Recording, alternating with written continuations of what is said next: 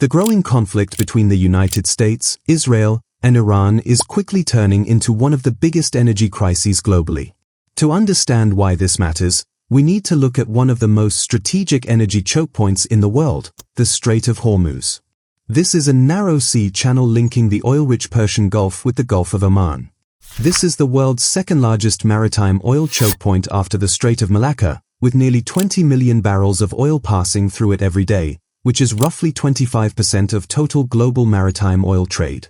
Major oil-exporting countries such as Saudi Arabia, Iraq, Kuwait, the United Arab Emirates, and Qatar use this route to ship their oil to international markets.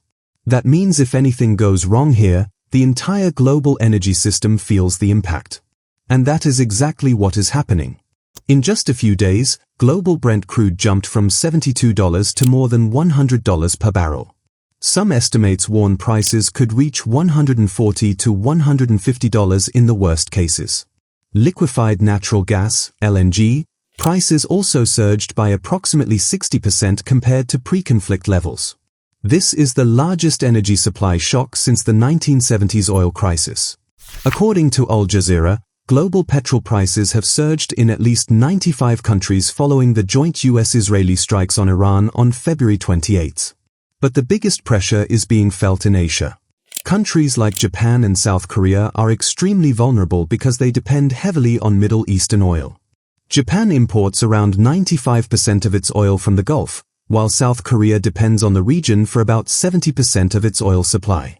To save fuel, several governments have implemented emergency measures, including a 4-day workweek and mandatory work-from-home policies. These drastic measures show that even though the world is moving toward renewable energy, oil remains an indispensable part of the global energy system. According to the International Energy Agency, oil and oil products make up around 30% of the world's total energy supply.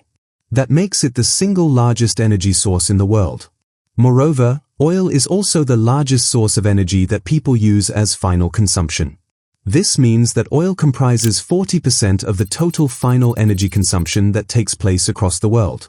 Total final consumption means the energy used by people and businesses in everyday life, like running vehicles, factories, machines, lights, and homes. So even today, despite growth in renewable energy sources, the global economy still runs heavily on oil. And a large portion of this oil passes through the Strait of Hormuz. This means that if anything disrupts this route, a large part of the global oil supply can be affected almost instantly. And that's exactly why tensions in this region are pushing energy prices higher across the world. Now, the question is not just that energy prices are rising. The real issue is, how long will they stay high, and how much will they shake global economies? Because the duration of this crisis will decide how serious the economic damage becomes. If the conflict ends soon and shipping routes reopen quickly, oil and gas supply can return to normal. Prices could fall back, and the global economy may stabilize later in this year. But if the disruption continues for months, the situation can become much more serious. In that case, the global economy starts to slow down. Major economies begin to feel the pressure. In the Eurozone, GDP growth may slow to 0.5%. In China, growth could fall below 3%, mainly because it depends heavily on imported energy from Iran. The United States may still grow slightly faster, but even there, high energy costs and rising inflation could reduce consumer spending and slow investment. Stock markets are already feeling the pressure of rising energy prices due to the conflict. Since the conflict began, global stock markets have started to wobble. Investors are becoming more cautious. Uncertainty is rising. And money is slowly moving out of risky assets.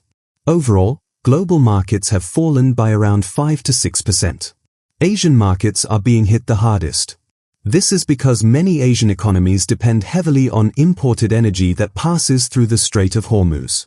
At the same time, analysts warn that prices may climb above 4% in Europe, around 3% in the United States, and near 2.5% in Japan.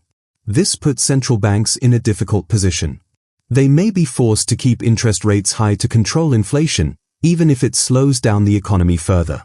And this is where the biggest risk appears. If growth slows while inflation remains high, the world could enter stagflation. This is one of the most dangerous economic situations. We have seen it before during the oil crises of the 1970s, when high energy prices slowed economies, increased unemployment, and made life more expensive at the same time. And if oil prices remain high for too long, history could repeat itself.